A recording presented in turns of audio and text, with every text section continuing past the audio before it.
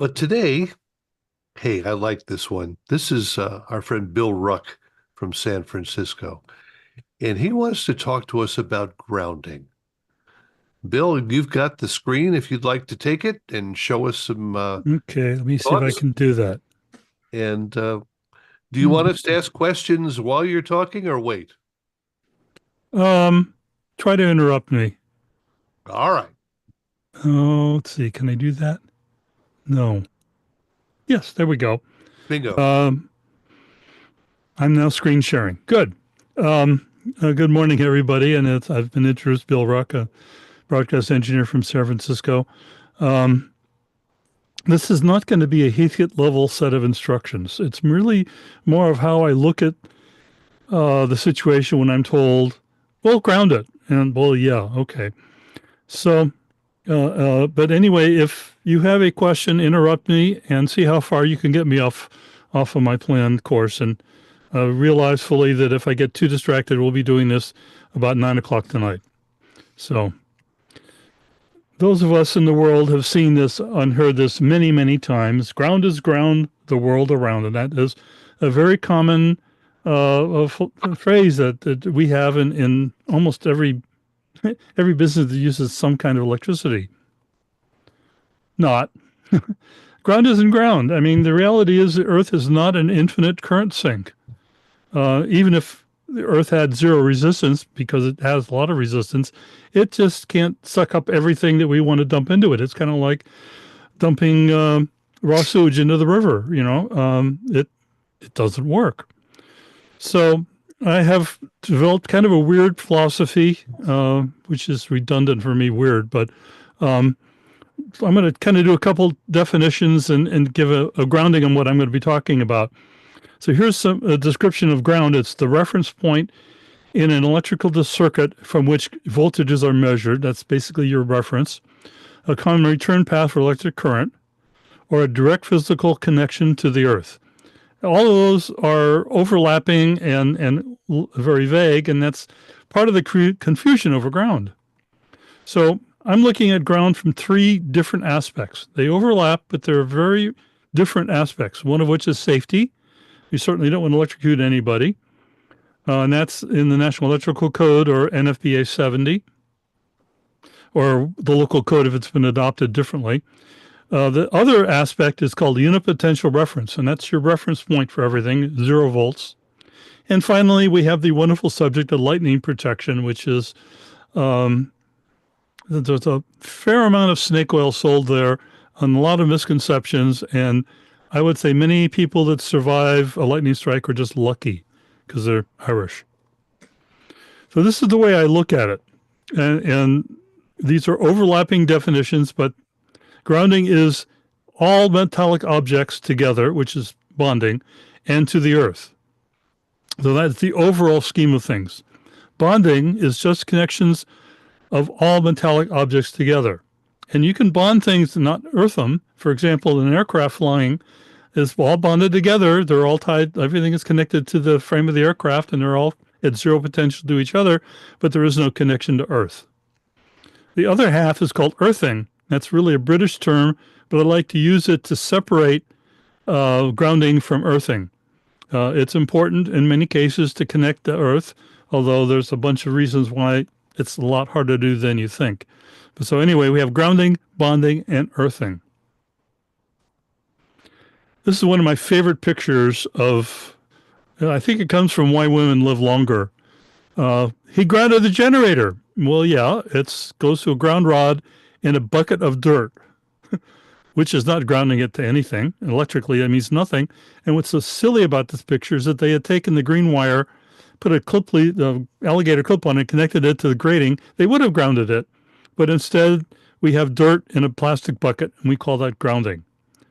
I've seen similar instances of that kind of grounding. It's always scary, but that's part of why grounding is so confusing to people. Okay, first general area is safety. The National Electrical Code is primarily concerned with safety. That's National Fire Protection Association 70. And there's a whole shelf of NFPA standards. Bonding all metallic enclosures together and bonding those to earth minimizes hazardous voltages. And that is the whole point of the electrical code. All building codes are said to be written in blood. Every time there's a disaster, people die, then they go and they say, gee, maybe we should do things differently. And so the electrical code is 120 years, I guess, about of people getting electrocuted, and let's not do it that way. So overall grounding is designed to limit the voltages imposed by lightning, line surges, or unintentional contact with higher voltage lines. That's NFPA section 250.4A1. And that really is what it's all about. Really nothing tricky there. So this is a very simplified drawing of basic electrical distribution in Northern America. Other countries have different ways of doing things, but anyway, this is what we have here. So we have one line going through a fuse. That's called the ungrounded conductor in the code, or normally the hot, or the black wire. That goes through a load back to the white wire, which is the grounded conductor, or the neutral, and back out to the utility. At one point and one point only, the grounded conductor is connected to earth, and that's what the arrow at the bottom is. And also that is carried as the third wire, the ground conductor, the green wire, going to the enclosure around the load.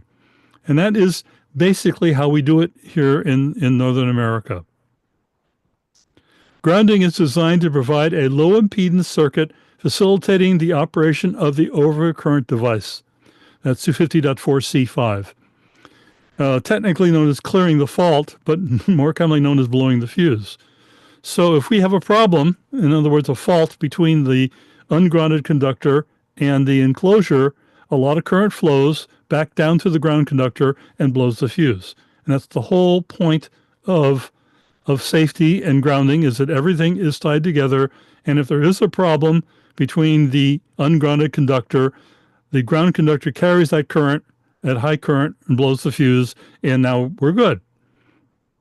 So there's a whole bunch of arcane details that I've learned the hard way.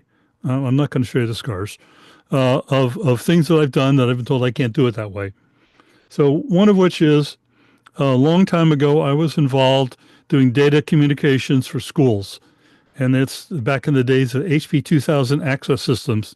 Those of you remember that, and RS-232 to dumb terminals, Atom 3s generally.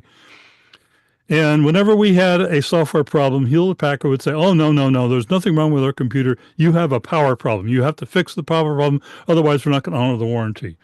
And so one school went through a lot of effort, hired an electrician. They put in a special high isolation transformer and a new ground rod, derived neutral. Everything was done wonderfully. We put it all together, and the electrical inspector wouldn't sign off on it.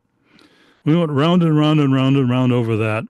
And finally, I talked to a friend of mine who was also electrical inspector. He said, Bill, you don't understand. The code only allows a single ground system. And because you put a piece of PVC conduit between the school electrical system and your new transformer, that means the transformer, which is connected to a new ground rod, may be a better ground than the conduit. And there could be a potential difference and somebody could get electrocuted. And that's why you can only have one ground system. You have to connect your new ground to the school ground. Grumble, grumble, grumble. Well, so we did that. But that is one of the basic principles of the National Electrical Code, is you're allowed to have and required to have one ground system. You can have all the ground rods you want as long as they're all connected together. That was one of the lessons I learned in a fairly early age. The second one is you can only have one single bond between neutral and ground. And you're not allowed to have two or more bonds between neutral and ground. And the reason that is, now all of a sudden your ground conductor starts to carry neutral current. So one of the experiences I had as a recording studio called me and said, Bill, you got a real problem here. Everything hums. We got to do something about that. Okay. So I went out there, and one of the things I did, I measured between the ground of an outlet and a water pipe and measured about 4 volts. And it was varying a little bit in voltage up and down, up and down. I said, oh, I know what the problem is. There's more than one neutral to ground bond in this building. The building was an old probably post earthquake, which means it's after 1906, building that has been rebuilt and redone a bunch of times with a lot of extra stuff added on. I said, somewhere in this building you have more than one neutral to ground bond. And they said, huh, because they're recording guys. But anyway, they hired an electrician. I talked to the electrician. He goes, oh, yeah, I know what that is. And so he spent a couple days going through the building. He found three neutral to ground bonds in sub boxes. Once he removed all those, all of a sudden the ground at the recording studio was at 0 volts to a water pipe. So these are some of the problems you run into in power with people that think they can improve things or don't know or do something stupid. You have one ground system and a single ground to neutral bond in the entire facility. So the next general area is called a unipotential reference. So to minimize noise and crosstalk and other undesirable artifacts, equipment in the system need to all reference the same potential. 0 volts has to be an agreed thing. And unfortunately, an unbalanced circuit shares equipment chassis ground with the circuit path. And of course, this is your basic CD player and amplifier in your home. But you're dealing with a 3 foot long piece of cable and everything is all next to each other. It's really not a problem. And that works just fine. But a hi-fi system generally doesn't have problems with home. But a studio system has a lot of devices, a lot of interconnects, and most of the low-end home studios are mostly unbalanced because it's cheaper. It's fewer parts and cheaper connectors and everything else. So a lot of audio and ground paths are shared in a studio. So this is kind of a generic studio. We have some input-only devices. Could be a microphone, it could be a CD player, whatever. And we have a few input and output devices, recording devices like a computer, or those of us who are old enough to remember them, a reel-to-reel tape recorder. But so we have all these things all connected together. Well, if anywhere in a studio there's a path between the AC line and ground, you start hearing hum. As studios are interconnected, if you have two studios and they're all running unbalanced, you can all start getting crosstalk and other kinds of problems. And that's why balanced audio is the way to go. It's something the phone company figured out 100 and many years ago. So here we have an example of that.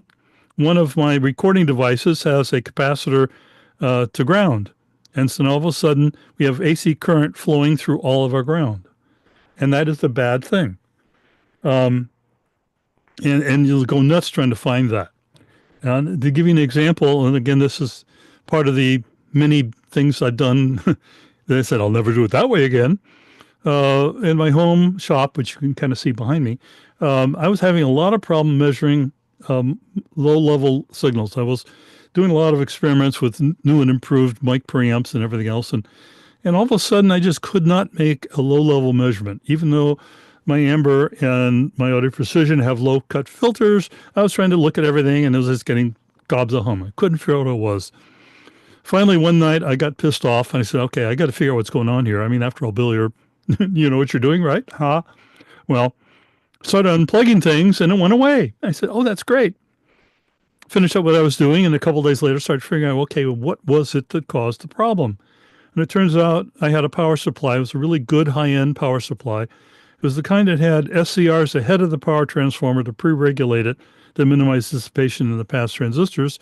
It had a huge LC filter on the input. And because of that, it was putting AC current into my ground, which was everything in the facility. So I left it unplugged and everything worked great. But to make the power supply work, I ended up with a 1 kilowatt isolation transformer and plugged it into the isolation transformer. That derived a new neutral, and I didn't bond the neutral to ground on the output of that isolation transformer, and I actually measured from either side of the AC line 60 volts to ground. And that's how much reactance the input filter had. But that filter, which is there for a good reason to keep buzz out of everything, was causing an AC current to flow through my ground, which was driving me nuts. So that is just one of many examples. And older equipment always had capacitors between the chassis and ground. And there was an article recently about restoring Ampex 350 electronics, and he called it the killer capacitor, because when those short out, you have AC line going to your chassis. And and he got knocked across the room.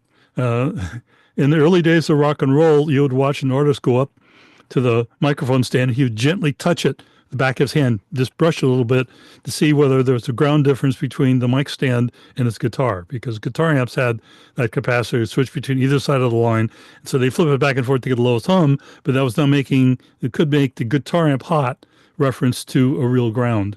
And there were a lot of early problems with performers getting zapped on stage. Okay, now we get to the fun part. That, by the way, in the lower corner there, that's Suture Tower.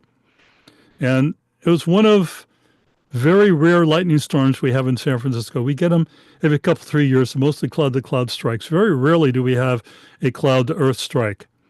And this is a couple of years ago. But the other older strike was in about 1980 at Suture Tower. And when they had that strike, the main problem was they couldn't get the TV monitors to converge, because at that time they were all CRTs. They had to demagnetize the racks in order to get the TV monitors to converge. Well, it's not a problem today because there aren't any CRTs left at the TV stations. But anyway, that's lightning. Okay. So what is lightning? Well, I looked it up on Wikipedia. It's a natural phenomenon formed by electrostatic discharges. Okay, and a large electric charge flows along the plasma channel from the cloud to the ground, neutralizing the positive ground charges. And the important thing about this is that the electrical current rises very quickly to its peak value in 1 to 10 microseconds, virtually 0 to a million amps in a couple microseconds, and it decays more slowly. Well, the thing is, and this is where a lot of lightning people stumble because they don't understand RF, is that a circuit that goes from 0 to a million amps in a couple microseconds has spectrum going all the way through the microwave, definitely through VHF into UHF. And that's where low reactance is important rather than low resistance. And the world is hung up on low resistance. Take your ohm meter and you have to measure less than 5 ohms between any point. Bullshit. What you need is 0 henries between any 2 points, which is a lot harder to measure. Okay, the next truism. Bill, can I interrupt you for a second? I got to blow you a big wet kiss. Oh, you get it. You're not my kind there, Tom, but thank you. Yeah, it's just a compliment. That's all. All right, good. Because the Earth cannot immediately absorb all that energy, because remember, the Earth is not an infinite current sink, the difference in potential causes what's called Earthrise. And that means that where the base of your tower is can be substantially higher voltage than nearby. So this is a very crude drawing of Earthrise. So we have a tower in the middle, and then we have equipotential lines radiating away from that.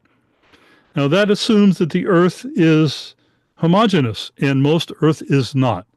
And so and I've had wonderful, easy things to do where you just drive drum rods 10 feet into the ground. Life is good. But on the other hand, I've had a lot of cases where you couldn't drive a ground rod or the Earth changed or whatever. So the difference in potential between two locations near a lightning strike can be the source of collateral damage. Okay. Now, basic principle in Bill's world, you cannot stop electricity from flowing, just like you cannot stop water from flowing downhill. You can direct it. You can dig a trench around your house, and the water now flows around your house rather than through it. And if you have good bonding, you can get a lightning current to flow around your critical stuff, but you cannot stop it. There are schools of thought about insulating racks and floating everything and doing all this silliness. And the bottom line is, if lightning wants to go through your equipment, it goes through your equipment.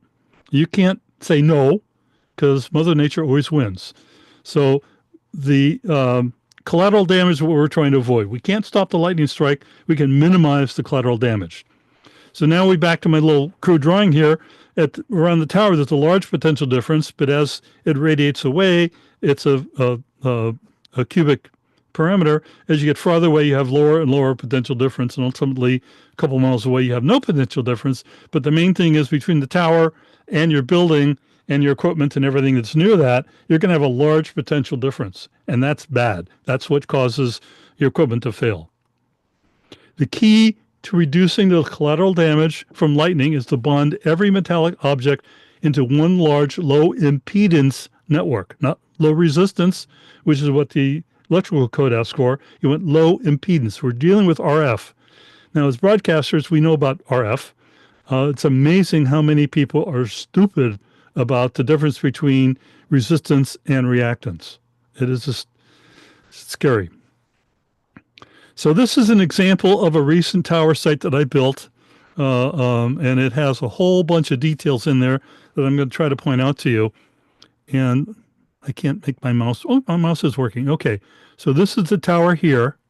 Okay, the tower legs are, around the outside is the BGR, buried ground ring. Okay, all around out there is buried ground ring. Okay, so here we have the tower. The tower legs are bonded to the buried ground ring. The rebar in the concrete pad foundation here is bonded to the ground ring. The cable bridge is bonded to the ring. The pad for some equipment is bonded to the ring. The fence around the outside is bonded to the ring. Over here we have an equipment building. The rebar in the pad is pounded to the ring. The building is bonded to the ring. The cable the ground bars on the outside bonded to the ring. So everything around here is bonded to the ring. And then over here we have a propane tank. Gas goes through. Where a pipe crosses the ring, it's bonded to the ring. The idea is after you bond everything to the ring, there's no potential difference, and you have less than likely chance of having arcing and other problems. This is the inside of a building. Okay, so what do we have in the building? Well, we have a halo that goes around the top of the building here. That's the ground halo. Down leads in every corner of the building going outside. Cable ladders are bonded to the ring. The cable ground bar here, master ground bar here, goes outside and bonded to the ring. And then all the way around you can see the ground ring and various bonding things that happen. The door frame and everything else gets bonded to there. So this is part of the comprehensive plan that the engineering firm I work with has done that. And so we have with ourselves here a fairly comprehensive plan where everything is bonded to the ground ring, which is planted in the earth. Oops, didn't want to do that. This is what I wanted from current slide. So here are some very high level overviews of what we have in our plans. We use number 2 bare tin plated wire for all ground connections. We prefer solid, although some standards require stranded wire. You can definitely use bigger wire, but at least number 2. Stranded wire has a problem in that the strands corrode and it get insulated from each other. And so when you put 1,000,000 amps through it, the conductors actually blow apart. Exothermic welding or irreversible current connections can be used on all connections. All right. Our CAD welding is exothermic welding. Set screw lugs of any kind are not recommended because set screws corrode and get loose. Connection to the tower legs be done with listed clamps to the anchor bolts inside the foundation slab. All right, that gives you a very good connection to the tower, and it means there's no copper for the assholes to steal. It's buried in concrete. That's something we've been doing for the last 5 or 6 years, having gone through many, many sites where somebody harvested a few dollars of scrap copper, which costs thousands of dollars to replace. Rebar in the concrete foundation slabs be bonded to the BGR in 4 corners using listed clamps. The reason for that is you don't want lightning current traveling through the concrete because it'll turn moisture in concrete to steam, and that blows the concrete apart. Now you have a structural engineer that'll say, no, I'm not going to sign off on that. You have to replace the foundation. That's expensive. All metallic objects near the buried ground ring be bonded to the BGR, for example, being fence posts. All metallic objects crossing the BGR be bonded to the BGR. So that would be like the gas pipe I showed you earlier.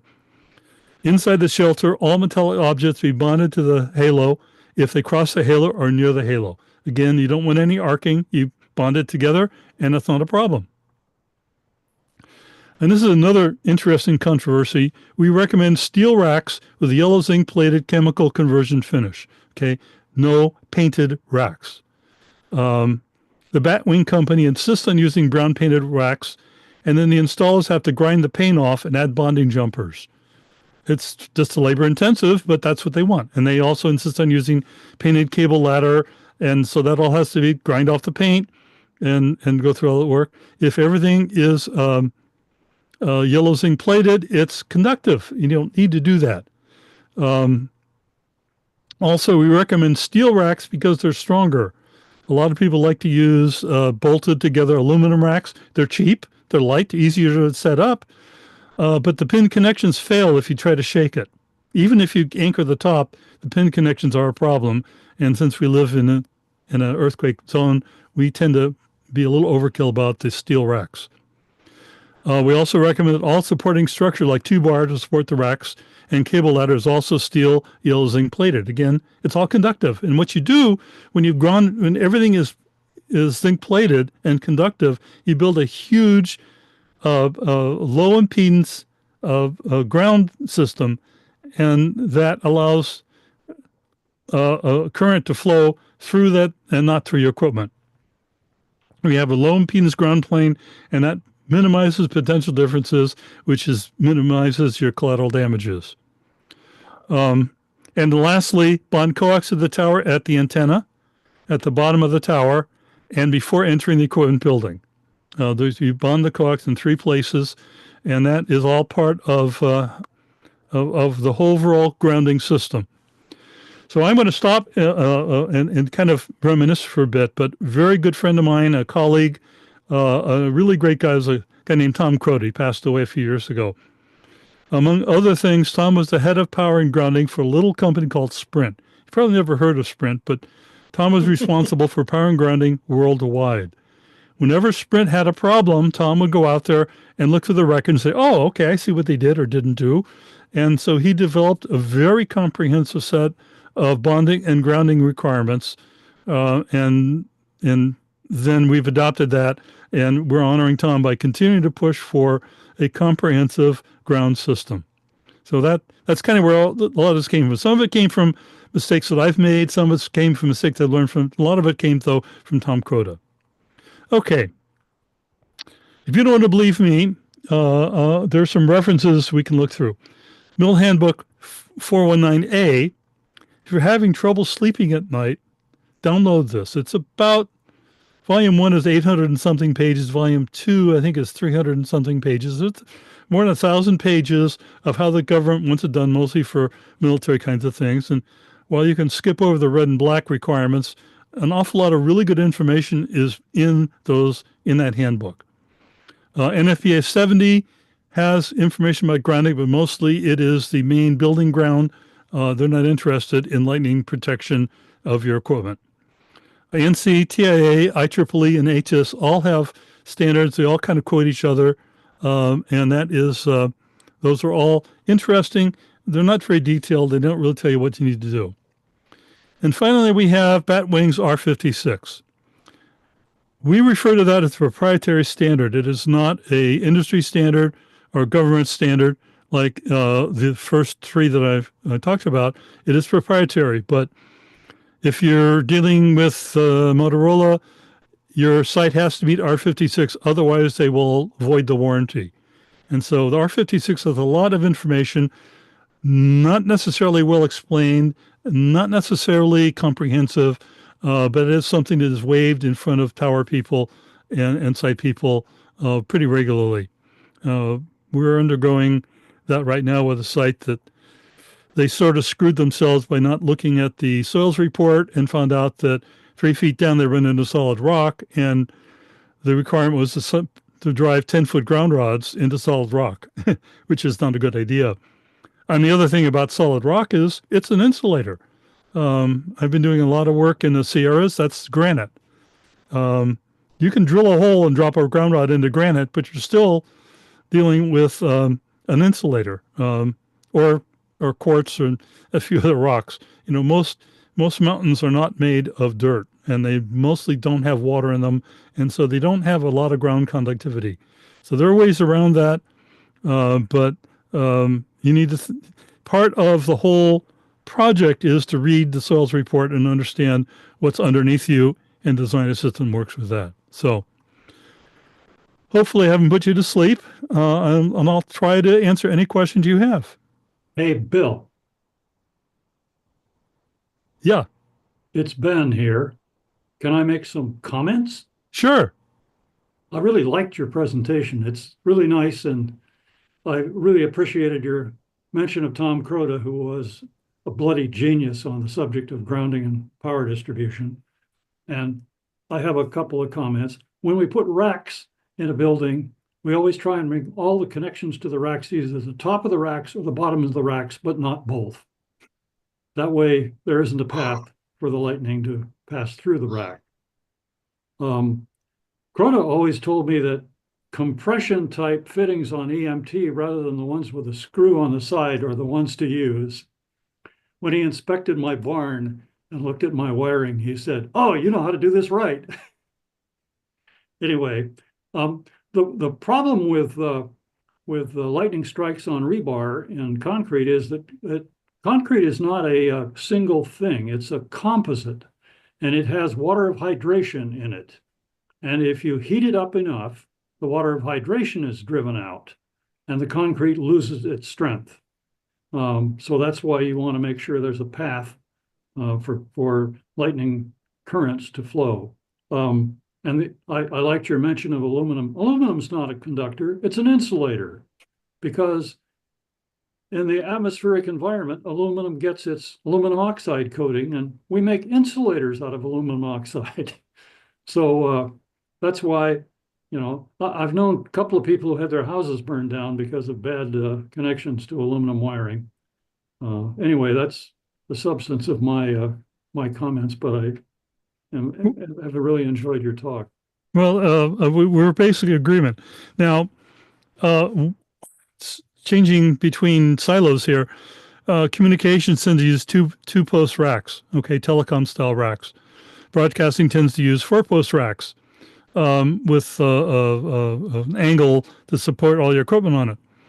Well, one of the things that I've learned is that some manufacturers make their equipment rails out of zinc plated steel, not painted, zinc plated yellow chromate. They're conductive. This is good for two reasons. The first reason is that the threads are not full of paint, so it's really easy to run a screw in and out of it rather than I've actually had to put a 1032 tap into a drill and clear the threads of racks in order to be able to use them. The other good thing, though, is that a zinc plated steel rack rail is conductive. And so now if you run a bonding wire to that rack rail and two bonding wires, one on the left side, one on the right side, now your equipment rack, the equipment mounted in the rack is now connected to ground without having to do a lot of green wire jumpers and silliness outside.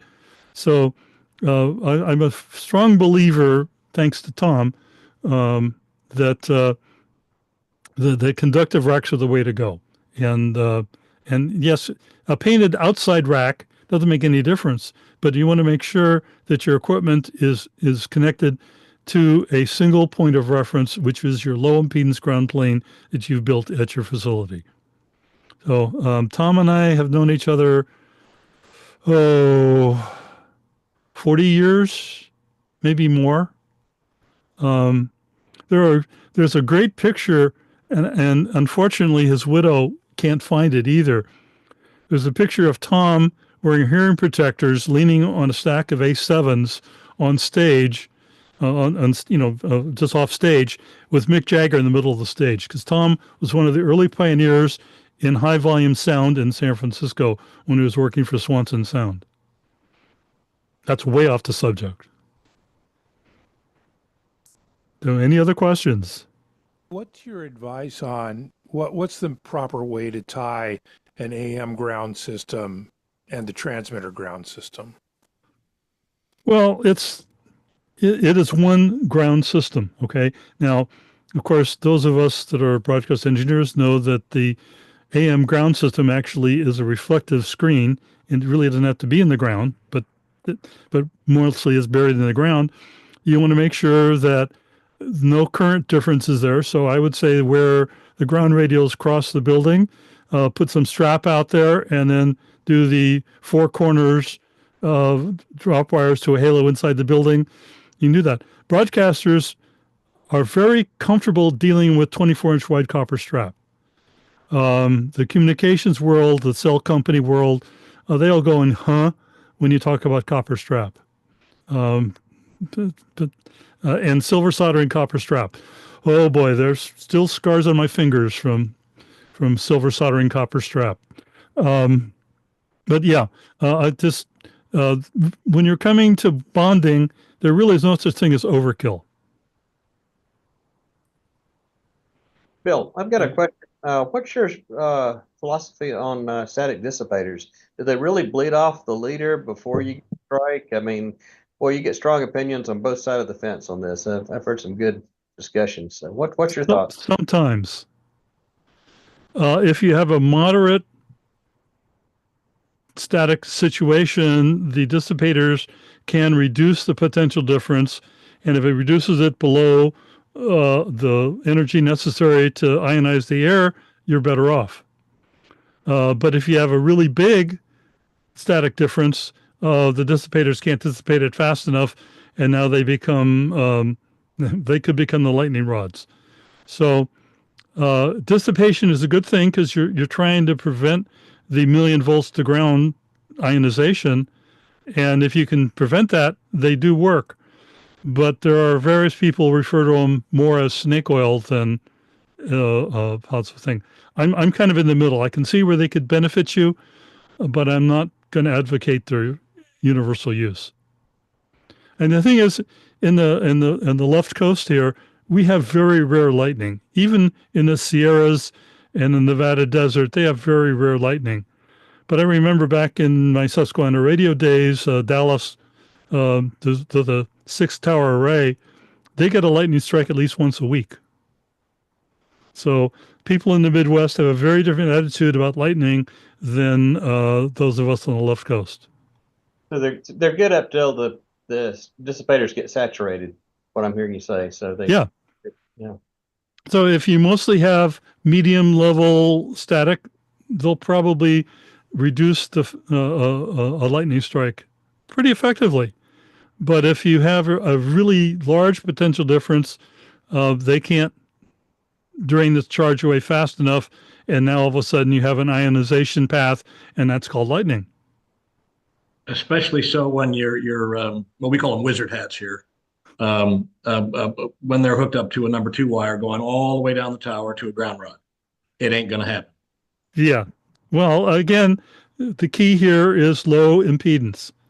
And so if Exactly. the static dissipators are well bonded to the tower is well bonded to the ground, you have a lot of metal there to carry a lot of current. But getting tower people to understand that and tower owners to understand that can be an uphill battle. Bill, I don't know if you're following the chat box, but Harry says his microphone isn't working, and he asks it about the racks. He says, after bonding all the racks together, how many connections to the BGR? I would assume one, but if you're looking to create a ground plane, maybe more. Well, okay. If I wish I had some pictures with me of what it looks like. So imagine a room full of racks, okay, and then the tops are tied together with 2-bar that goes across this way, and that keeps them going back and forth. So that is your seismic restraint. So if the racks and the 2-bar are yellow zinc plated, or zinc plated conductive, and then on top of that sits your cable ladder, and that's all tied together, that's all conductive, you're already bonded. And then where the 2-bar goes near the ground halo, you run a jumper from the 2-bar down to the halo.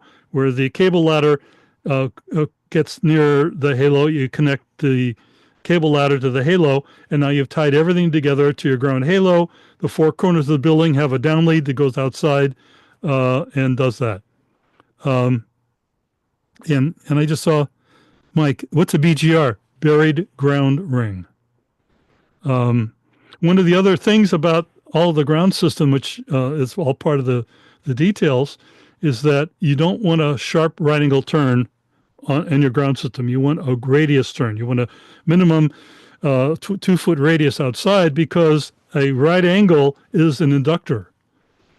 And if those of us in the microwave world know that you don't have right angles, you have, general curves, because you don't want inductance. So the buried ground ring has a minimum 2-foot radius, and it's a circle around your tower, not a nice pretty square.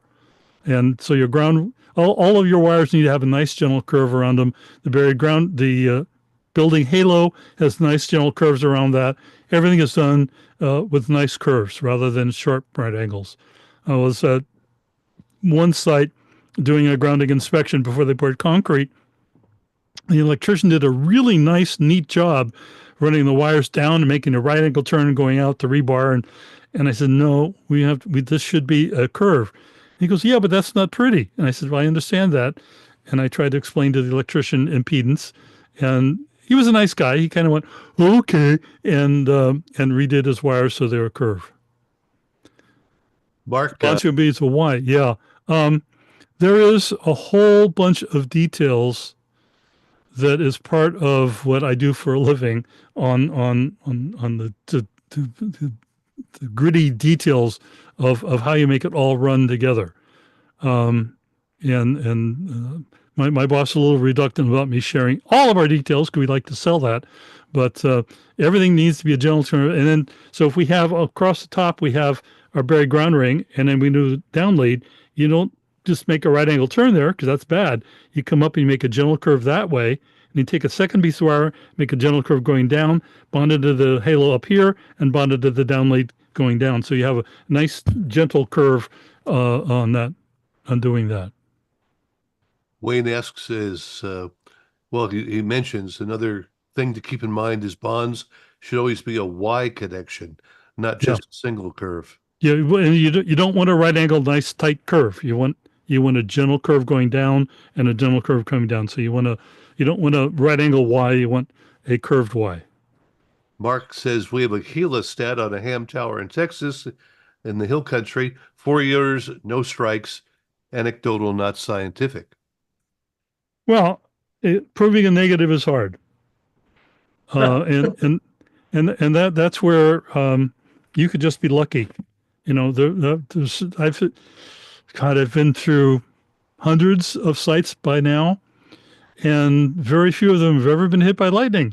Does that mean that they don't need lightning protection? No, it just means the lightning hasn't hit them yet.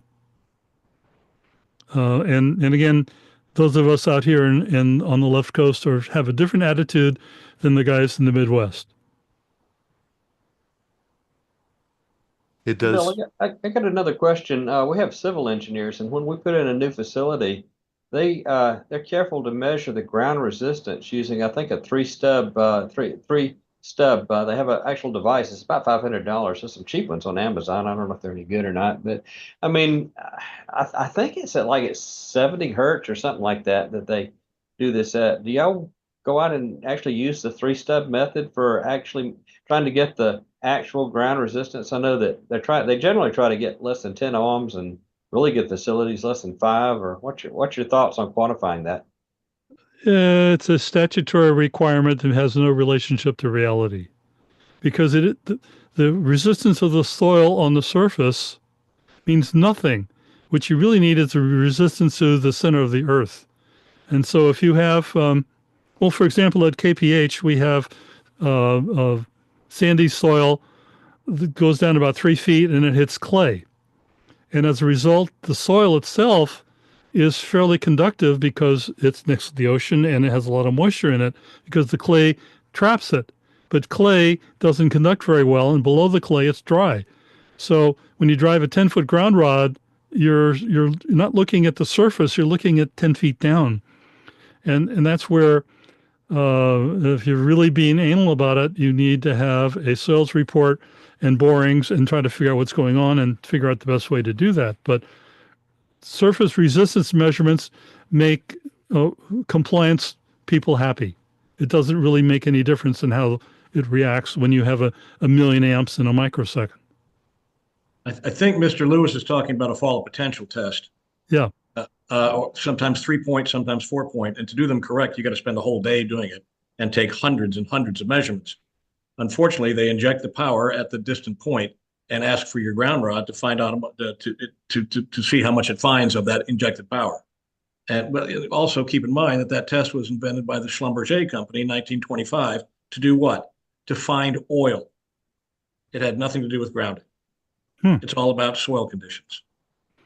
Well, So and that, it has limited applications. I mean, and certainly there's a whole lot of difference between a ground system in a saltwater marsh and a ground system on top of the Sierras on granite.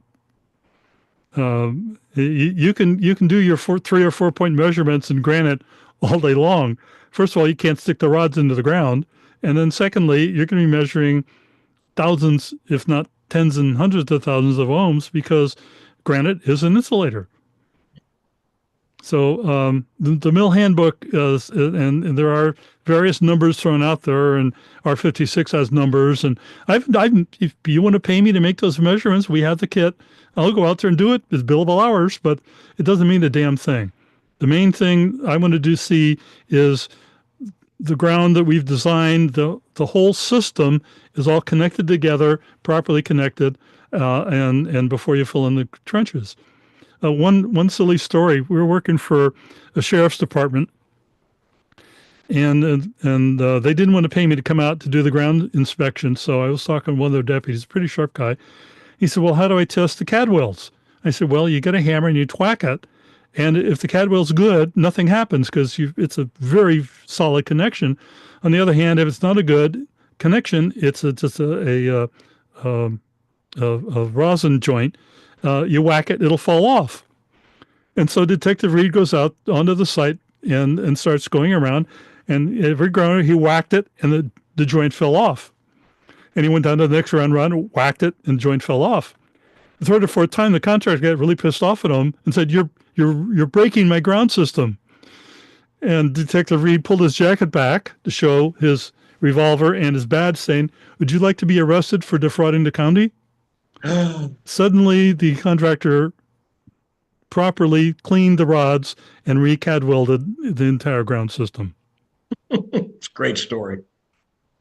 Bill, are you better off sometimes doing three or four shorter rods instead of one long rod? The issue is surface area. Okay, so the spec is maximum 10 feet between ground rods. So you can have, as long as you have equivalent surface area, that'll work. And so shorter rods with a shorter distance, that is one way. The other thing is when we're dealing with very rocky soil and ground rods are really hard to drive, we have been using a substance called Sandcotia. It is conductive plaster, basically. It's black. It's full of carbon dust. And so we dig a trench 2 feet wide, make it fairly smooth, run the number 2 wire down the middle of the trench, make all our connections, make sure everything's good, and then we mix the Sandcotia with water and pour it over the ground rods, and we end up with a 2 foot wide conductive slab. And that increases your surface area. Now, you could use a 24-inch wide piece of copper strap, but at today's copper prices, that's really pricey. So Sandcotia is one of the ways we work around that. There are things about ground mats, which is common in the electrical substation world. Underneath everything is a ground mat of fairly large copper wire and maybe 8 to 12-inch grid. That's laid out before they do any work. You can bury ground plates. I mean, Marconi buried ground plates. That's not new. It's in R56, and it's in the mill spec, the mill handbook too. There are all kinds of ways of doing that, but what you're looking for is surface area. You want to get as much surface area as possible to connect to the earth. I've got a question for you. If everybody's okay right now. How do you feel about a concept that we work with called impedance mismatch? Okay. Ground rods that don't talk very well to the earth around them. Yeah. Well, you're never going to make a good connection to the earth. Never. You're right. You're right. So let's start with that. If you're in normal soil with some moisture in it, ground rods do a pretty good job if you have enough of them and enough surface area of carrying the current. If you're in the Nevada desert, all bets are off. And if you're on top of a granite mountain, all bets are off. And so that's where you're looking more at bonding than earthing. Okay, remember the difference between bonding and earthing.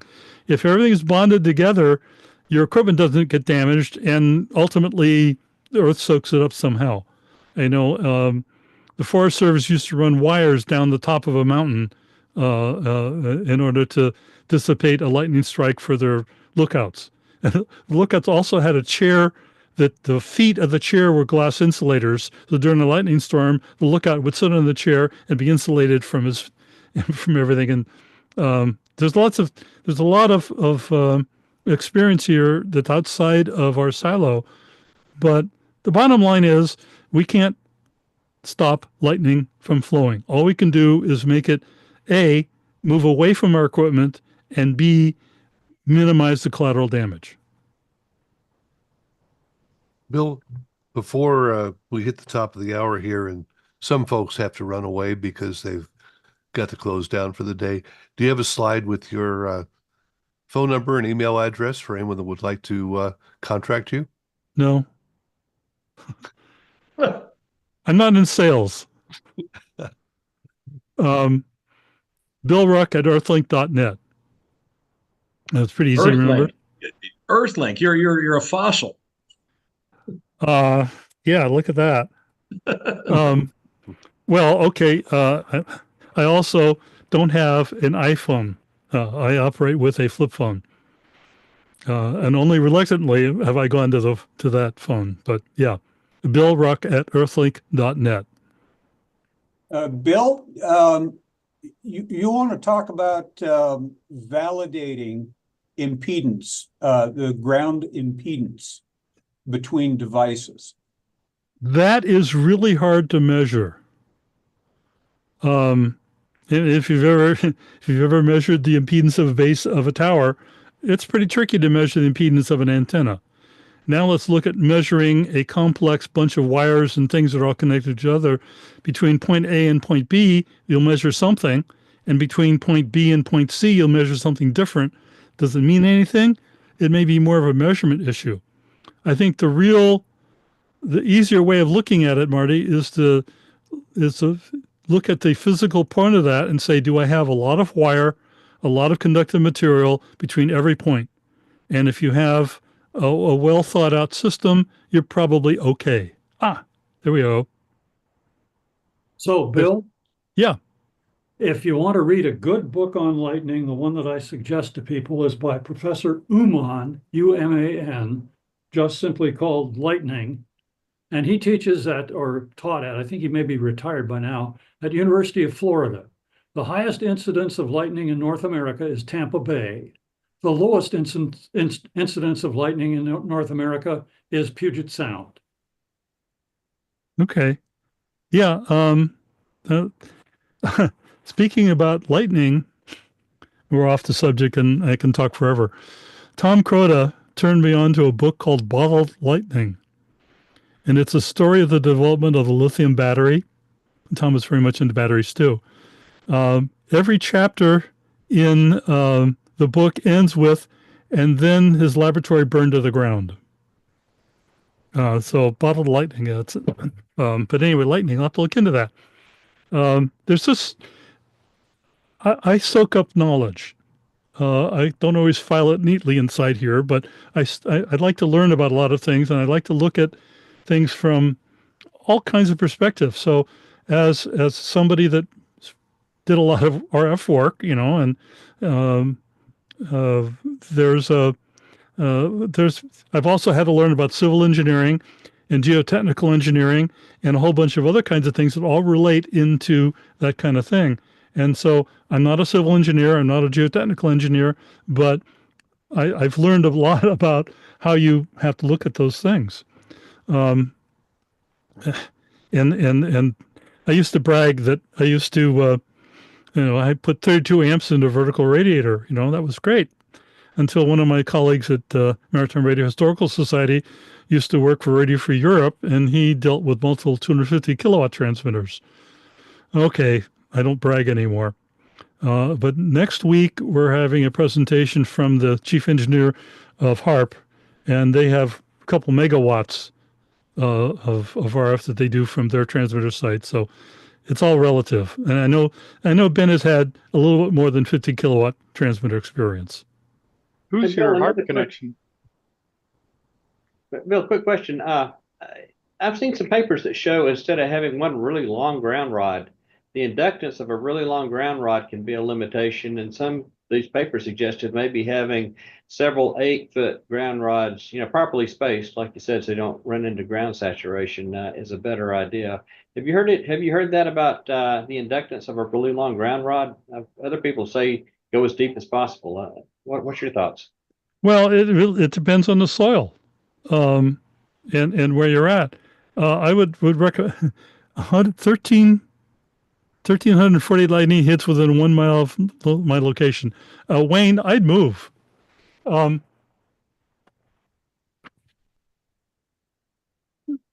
see, this focus on that. Yep. Okay. If you really, really want to stay up all night, download that. It's free. Just search for that and you can do that. And that goes into great detail about all of the options and how to calculate the better stuff. And it is a very comprehensive handbook on looking at grounding. But you can go down a rabbit hole if you start believing everything you read.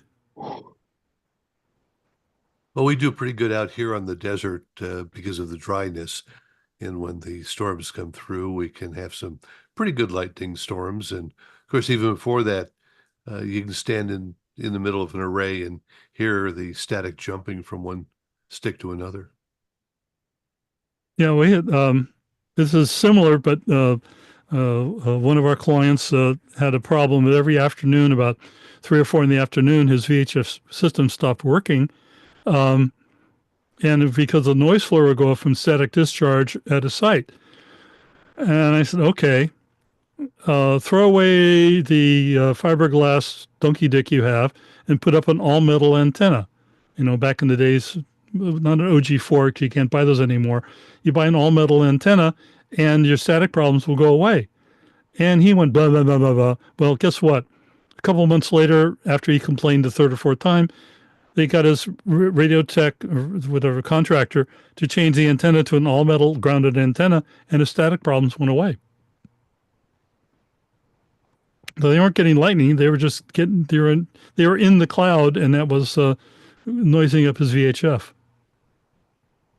Oh, okay. Been asked to hold it up for a little bit so you can write it down. If you just do a search on Mill Handbook, then there's a lot of places you can download from for free. Got it?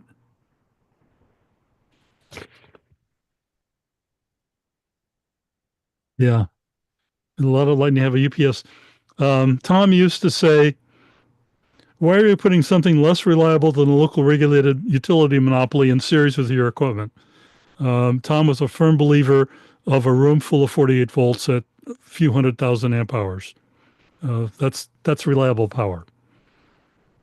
And actually what we do now on most of our sites, most two-way radio equipment is 48 volt anyway. The things that have to run off 120 volts AC is with an inverter off the 48 volt plant. And so we have a UPS with a 20-year battery rather than little gel cells that die every year. So, Bill, this may lead off to a side point, but with Tom here, I think it's fair to ask you this question. It may be outside your range, but Tom features rods which are chemically connected to the ground. Well, what's your view on that? Not quite. I got to interrupt you, Barry. There, we're not chemically connected, but we are connected with a tremendous number of emitting points. It's not really a chemical solution at all. All right. Thank you for the correction, Bill. I apologize. no, there's no single right way to do things. Correct. So if you're in a saltwater marsh, your main problem is corrosion and not conductivity to the earth. Okay, if you're in what's referred to as normal soil, a generic ground rod probably is just great. If you're in an area with very dry soil, then enhancements will improve your connection. And so the chemical varying, I've seen ones that are basically it's a copper pipe with holes in it that you fill with rock salt, and then you have to keep filling with water.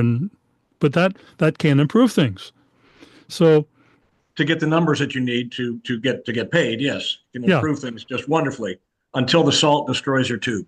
yeah. Well, there's a great story about KNBR in San Francisco that started getting complaints from Pan Am pilots because they couldn't pick them up, and they would fly out of Hawaii, dial up 680, and follow that into San Francisco. And Bill Newborough went and found out that the transmitter, the ground system, which was put in the late 40s in saltwater marsh, was nothing more than green sand. So he got NBC to pay for putting in a new ground system.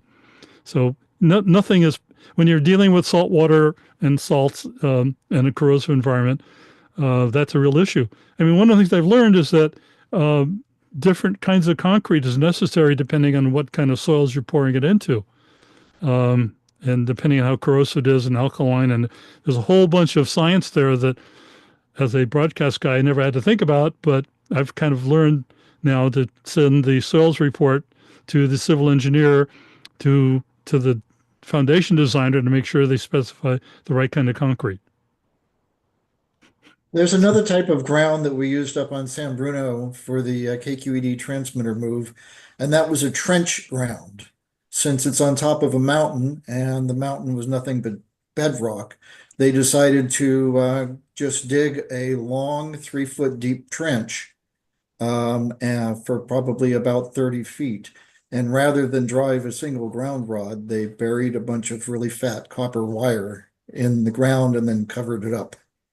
Well, that is the issue is surface area.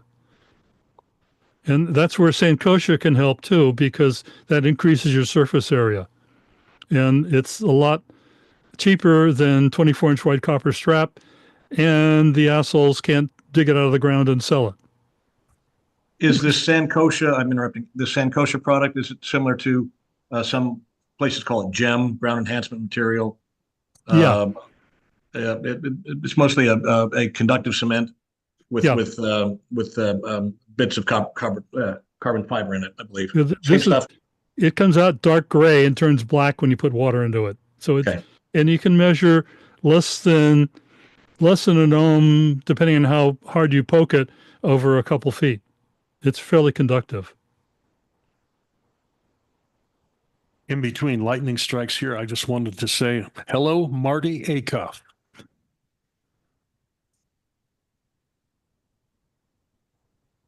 Hello. Well, do we have any other questions for Bill this afternoon? If you The haven't, author of Bottled Lightning. No, I don't know. I have the book. It's somewhere. I'll try to dig it out and pass it on to Barry, and he can post it. It's a great, scary story about lithium batteries. Yeah. One of the Tom Crota stories is that he had heard about a building burning down, and so it was a lithium battery place, and the fire department denied of ever going to the fire. So there was some political pressure in not talking about that fire. I think there's certain discussion of that right now with these terrorists that are trying to burn up the Teslas and the batteries in there. Yeah, Tesla's been known to self and go.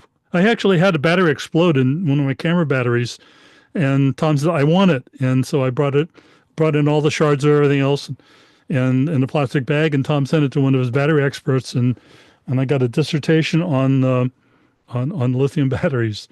One of the other, I love telling stories. One county, the radio site is a California